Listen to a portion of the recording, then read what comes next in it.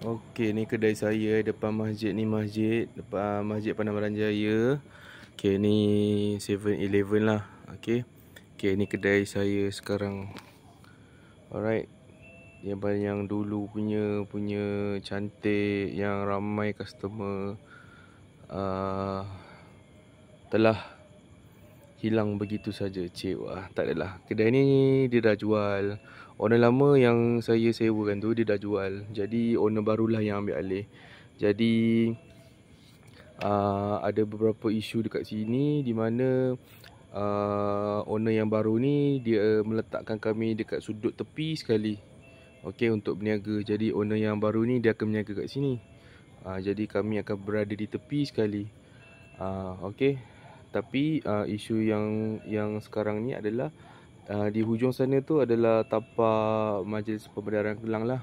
Okey, yang ni adalah tanah lot owner sendirilah. Jadi kami terpaksa, aku dengan keputusan daripada Majlis Perbendaharaan Kelang untuk tidak meneruskan perniagaan disebabkan meniaga di tanah majlis kan. Jadi kami terus keluarlah daripada perjanjian owner baru ni. Okay, kita ambil deposit balik lah. Jadi sementara ni kami berniaga online saja di WhatsApp. Okay, siapa yang teringin untuk order burger ke chicken chop ke, boleh WhatsApp je saya. Alright. Okay, itu saja daripada saya. Assalamualaikum.